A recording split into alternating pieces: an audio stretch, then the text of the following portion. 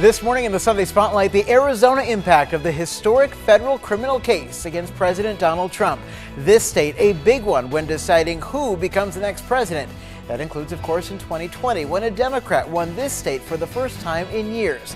But now, with 2024 a year and a half away, what are the implications of this case as that race takes center stage?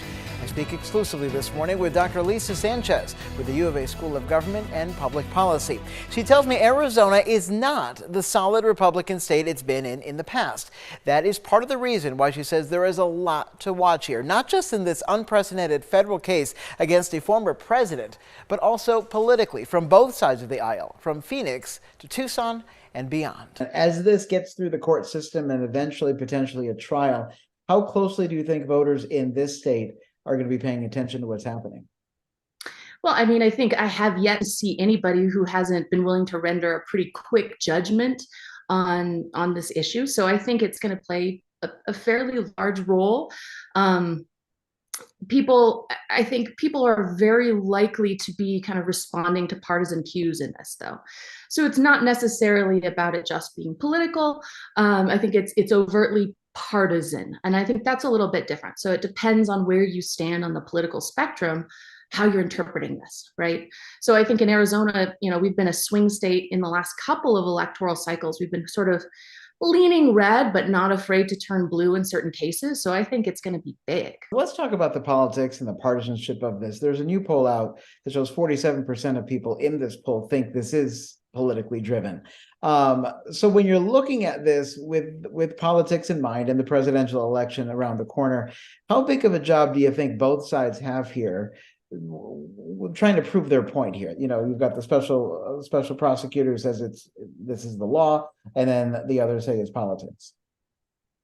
Yeah, so this is going to be a really, really tough one for either side to win. I don't think there's any way that anyone wins.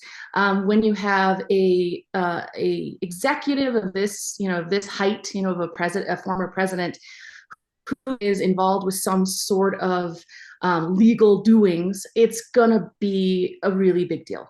And that means that it's going to divide people. So if you're a Democrat, pretty solidly, you believe the law is the law and there shouldn't be anybody who's above it.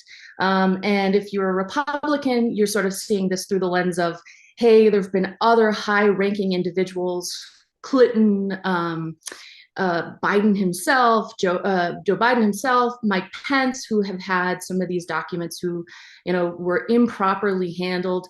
Why didn't they get indicted? So you really see the battle lines pretty clearly drawn. And I don't think there's any way to take out politics from this, because where you stand politically really shapes the lens that you see this whole drama unfold under. So let's talk about this reaction from the politicians. We're hearing now this morning from Southern Arizona's GOP Representative Juan Ciscomani. Before this indictment was unsealed, he said, quote, "As Americans, we have the right to be innocent until proven guilty. But in order to do so fairly, we need an impartial justice system, not a politicized one." End quote. At the same time, other top Republicans really dismissing the whole thing. We heard the House Speaker Kevin McCarthy says the bathroom at Mar-a-Lago has locks. We heard from the leader Steve Scalise as well, saying one picture just shows personal things, nothing confidential. So you're seeing that from the Republican side. What's your reaction?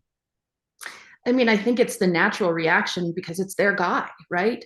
If this was on the other side, they would have a very similar reaction. And they did, right? When it was Hillary Clinton with the sort of server debacle that happened several years ago.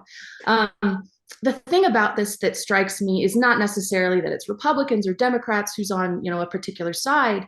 What strikes me is that we can only stand to sort of lose from this, right, as Americans. So however this shakes out, somebody is going to be upset about the outcome. One side is going to be upset. And that means that they may lose faith in the American system. And that's what's scary, right? It doesn't matter if it's a D or an R who loses faith. It's scary. It's unsettling for the US. And I think that's really the showstopper in this, not necessarily whether it's overtly political or not overtly political. It's going to be viewed that way. And therefore, we're going to have some friction between our partisans.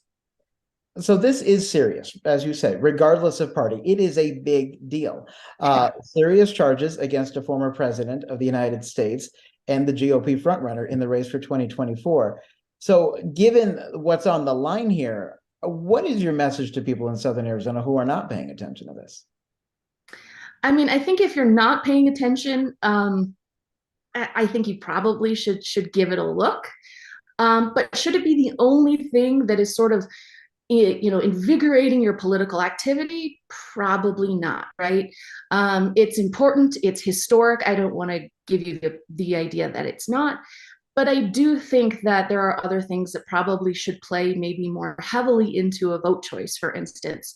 And Dr. Sanchez also says since this is so well in advance of the election, this may not be the single biggest factor for you when you go to the polls.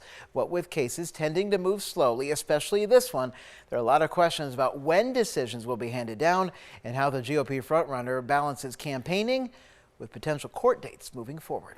That is it for this week's Sunday Spotlight. Join me again here next week as we take a look at another issue impacting Southern Arizona. 13 News Live this morning, back after this quick break.